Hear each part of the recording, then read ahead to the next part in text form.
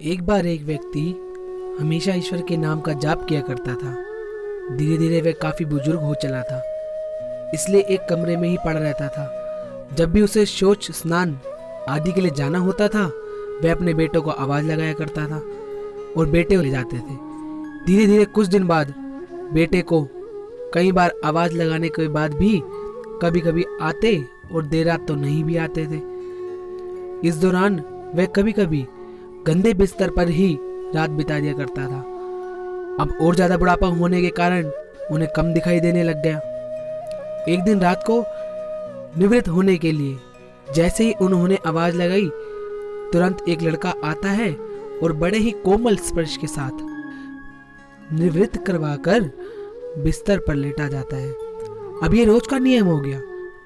एक रात उनको शक हो जाता है कि पहले तो बेटों का रात में कई बार आवाज लगाने पर भी नहीं आते थे, लेकिन ये तो आवाज लगाते ही दूसरे क्षण आ जाता है और बड़े कोमल स्पर्श से सब निवृत्त करवा देता है। एक रात वह व्यक्ति उसका हाथ पकड़ लेता है और पूछता है कि सच तू बता, कौन है?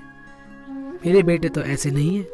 तभी अंधेरे में कमरे पर एक अलौकिक उजाला हुआ और उस लड़के ने अपना ईश्वर रूपी वास्तविक रूप दिखाया।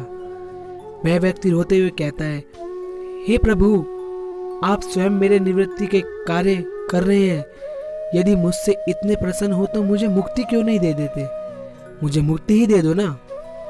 प्रभु कहते हैं कि जो आप भुगत रहे हैं वो आपके प्रारब्ध है। आप मेरे सच्चे साधक हैं, हर समय मेरा नाम जप करते हैं, इसलिए मैं आपके प्रारब्ध भी आपकी सच्ची साधना के कारण स्वयं कटवा रहा हूँ। व्यक्ति कहता है कि क्या मेरे प्रारब्ध आपकी कृपा से भी बड़े हैं? क्या आपकी कृपा मेरे प्रारब्ध नहीं काट सकती? फिर प्रभु कहते हैं कि मेरी कृपा सर्वोपरि है, ये अवश्य आपके प्रारब्ध काट सकती है, लेकिन अगले जन्म में आपको ये प्रारब्ध भुगतने फिर से आना ही होगा।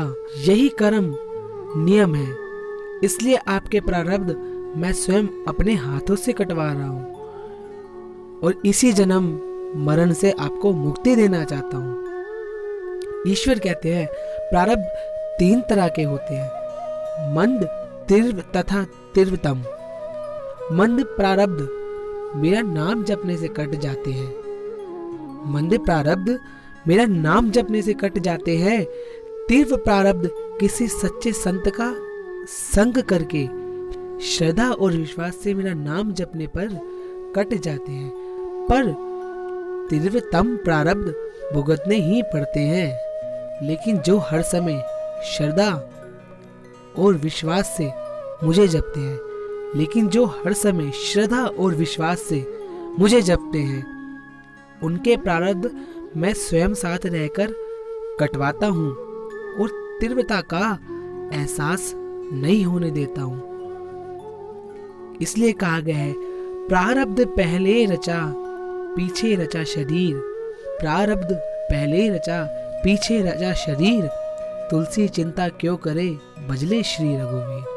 अगर आपको ये स्टोरी अच्छी लगी हो तो लाइक सब्सक्राइब जरूर कीजिएगा।